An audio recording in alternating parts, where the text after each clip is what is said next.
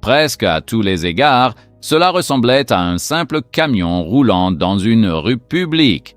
Mais fixé sur son toit se trouvait un rig de capteurs complet, exactement la même configuration de validation que Tesla utilise juste avant d'activer la conduite autonome sur un nouveau véhicule. Aucune annonce, aucun communiqué de presse, juste un camion faisant tranquillement ses devoirs pour un avenir que personne n'avait officiellement confirmé. Cette image racontait une histoire que les fiches techniques n'avaient pas encore rattrapée. Pendant que les constructeurs historiques débattent encore de quel bouton réarranger, Tesla a peut-être déjà rendu obsolète toute leur approche du camionnage. L'industrie traditionnelle du camionnage a passé des décennies à affiner la même formule de base. Un moteur plus gros, une meilleure consommation de carburant, un tableau de bord légèrement mis à jour. Et pendant longtemps, cela suffisait. Mais le Tesla Semi ne rivalise pas selon cette formule. Il ne joue même pas au même jeu. Alors que se passe-t-il exactement à l'intérieur de cette cabine et pourquoi cela compte-t-il tellement plus qu'un autre écran ou une autre mise à jour logicielle? Commençons par ce qui se trouve sous le camion, car c'est là que commence vraiment l'histoire. Tesla a déposé des spécifications détaillées auprès des régulateurs californiens, confirmant que le Semi fonctionne avec une cellule 4680 de deuxième génération, appelée en interne CyberCell, intégrée dans une batterie structurelle d'une capacité de 822 kWh. Ce chiffre compte, mais ce qui compte davantage, c'est ce qu'il signifie en pratique.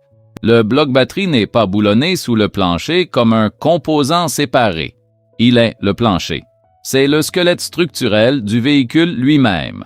C'est une philosophie d'ingénierie fondamentalement différente de tout ce qui roule actuellement sur un camion diesel se corrodant lors d'un trajet transcontinental sur autoroute. Ce même dépôt réglementaire a confirmé que la densité énergétique a augmenté grâce à une conception de cellules plus fines et à une fabrication par procédé sec associée à un moteur de 800 kW. En termes simples, ce camion peut récupérer des centaines de kilomètres d'autonomie dans à peu près le temps qu'il faut à un conducteur pour prendre un café, aller aux toilettes, s'étirer et vérifier le programme d'expédition du lendemain. Un camion diesel a besoin d'un arrêt carburant. Le Semi a besoin d'une pause toilette. La période de repos obligatoire cesse d'être un temps mort et devient de l'autonomie de conduite récupérée.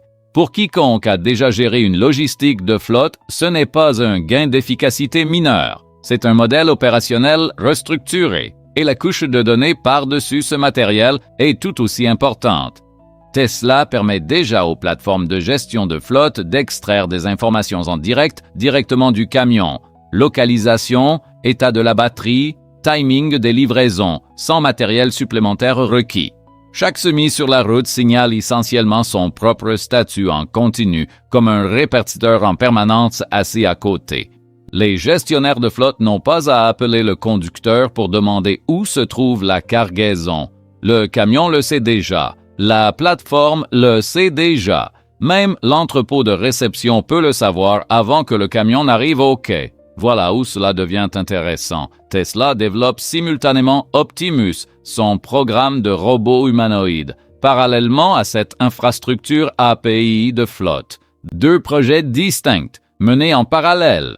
Personne n'a officiellement confirmé qu'ils sont en train d'être intégrés. Mais considérez ce que cela signifierait si une entreprise possédait le robot, le camion et le logiciel qui les relie. Le point d'aboutissement logique n'est pas seulement un camion qui se conduit tout seul. C'est un camion qui recule vers un quai de chargement pendant que le système de l'entrepôt possède déjà un manifeste complet du contenu avant même qu'une seule porte ne s'ouvre. Aucune autre entreprise ne possède actuellement ces trois éléments à la fois. Ni les constructeurs européens, ni les concurrents chinois, seulement Tesla.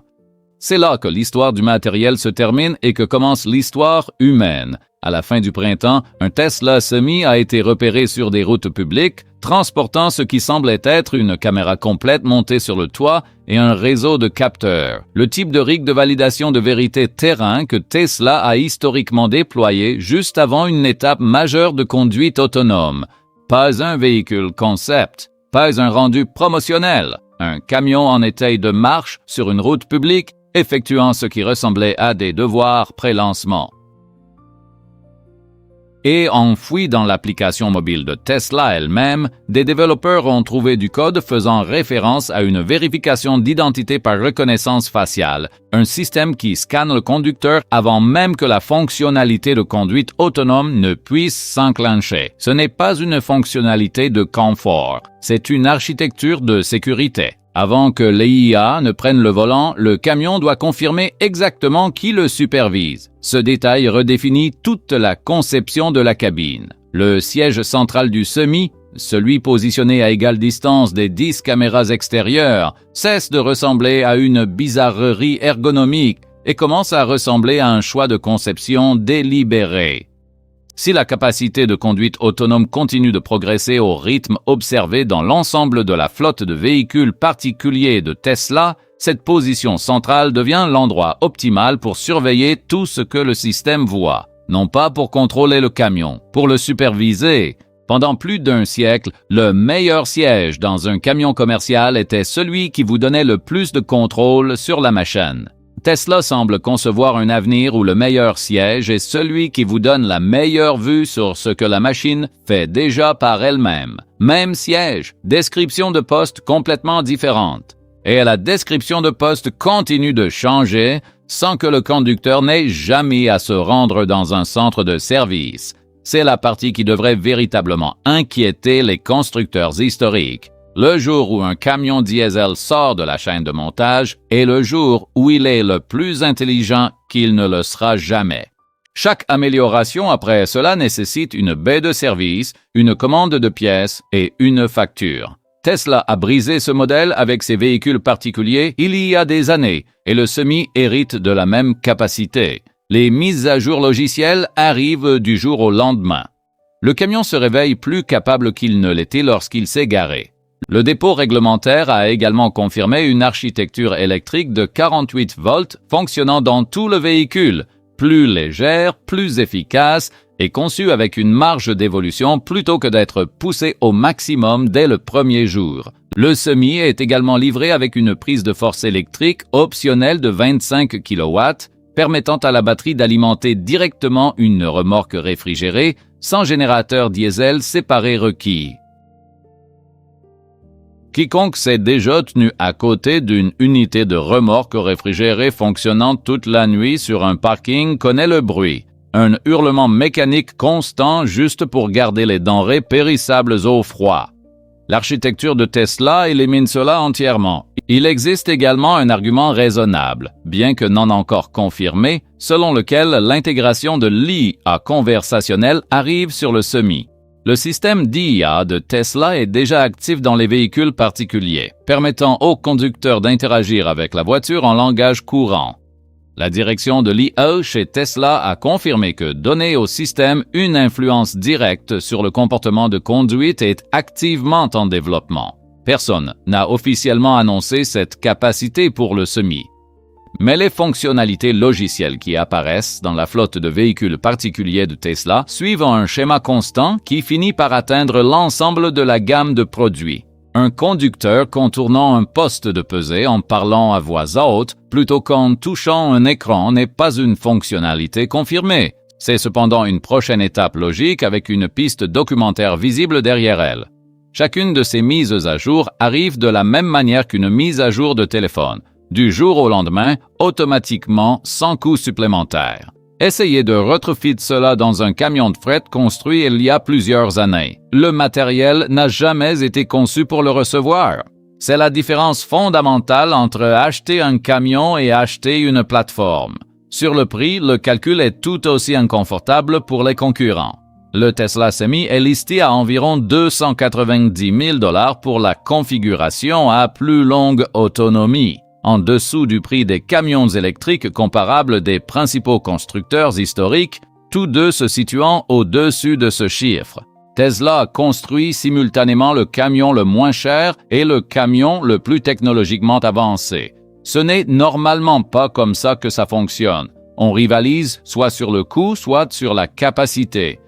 Tesla fait les deux parce qu'une seule entreprise contrôle ses propres cellules de batterie, sa propre infrastructure de recharge et sa propre pile logicielle, plutôt que d'assembler des composants provenant de plusieurs fournisseurs en espérant qu'ils s'intègrent proprement. Mais l'avantage qui ne peut pas être acheté sur une étagère, c'est la donnée. Les constructeurs historiques peuvent s'approvisionner en moteurs. Ils peuvent s'approvisionner en blocs batterie. Aucun ne peut acquérir l'équivalent de ce que Tesla a accumulé à travers des milliards de kilomètres de conduite autonome en conditions réelles. Et aucun ne possède un programme de robotique qui se trouve à une seule intégration logicielle de communiquer directement avec ses propres camions. Ce type d'intégration verticale n'apparaît pas sur une fiche technique. Elle se manifeste des années plus tard, lorsque les concurrents essaient encore d'atteindre la base que Tesla avait établie des années auparavant.